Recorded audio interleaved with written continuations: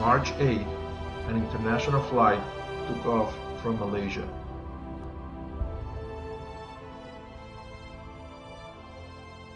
This flight has generated what has been considered one of the biggest mysteries in the history of aviation. 2 weeks later, the whole world heard about the tragic end of this flight.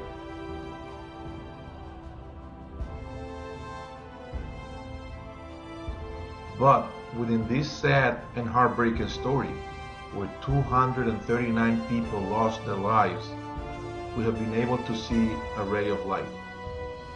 An amazing story, fully documented, that leaves us a great lesson and a deep reflection.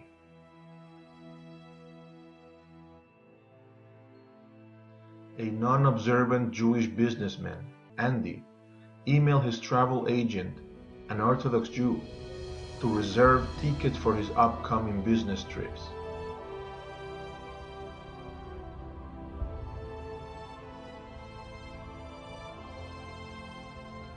We will now see the emails that were exchanged between them.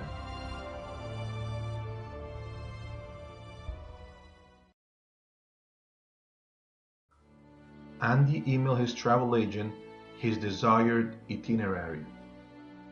Hi, hope all is well. Greetings from Hyatt Regency, Boston. Thanks for booking up. It is a pretty nice place. Let me know if there are any changes to my flight back to Sydney tomorrow. Need to do the following trip in March.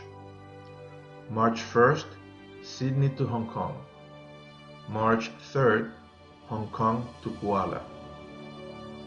March 8th, Kuala to Beijing. March 12th, Vietnam to Melbourne. I have a conference in Fangshan, China at 3 p.m. on Saturday, so I need a flight that gets in early morning so I can make the drive. Please get back to me soonest, as I'm waiting to confirm with the guys in Beijing. Thanks, Andy.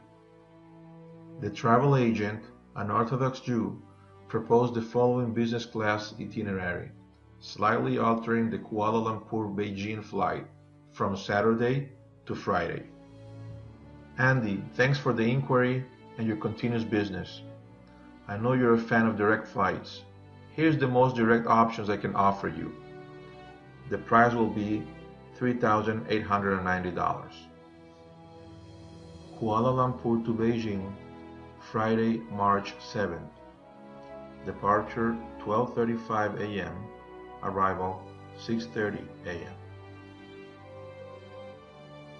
Andy loved the price, but again requested the Saturday morning flight from Kuala Lumpur to Beijing. Thanks for the prompt reply. Price is fine. Please invoice as usual. One amendment. I need the Kuala Beijing flight a day later. I need the extra day in Kuala. Once that is set, you can lock in. The travel agent responded that he would not be able to book travel for him over Shabbat, but that he was free to book that flight by himself. Andy, I wish I can give you a day later, but you know, I just don't like flying Jews on Shabbat. I can take out that leg if you want, and you book yourself. The price dropped with $380. Andy agreed with that and planned to book the flight by himself. I guess I'll just book myself, lock in the rest. And the travel agent noted that if he changed his mind, to just let him know. Okay, we'll lock in. Tickets will be sent within 24 hours as usual. If you reconsider regarding the Kuala Beijing, please advise. Shortly afterward, Andy did just that. Hey, greetings from Los Angeles International Airport.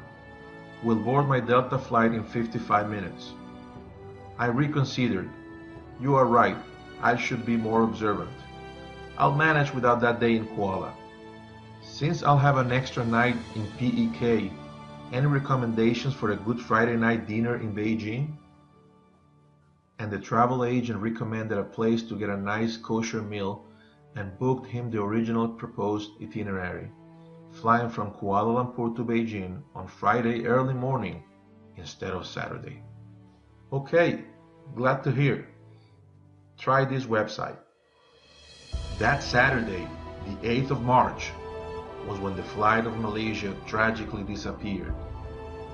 The same flight that Andy wanted to take, but that he finally changed to respect Shabbat.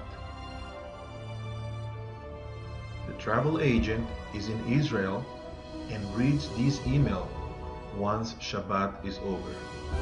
Holy God! You sure heard what happened to MH370. I cannot stop thinking about this.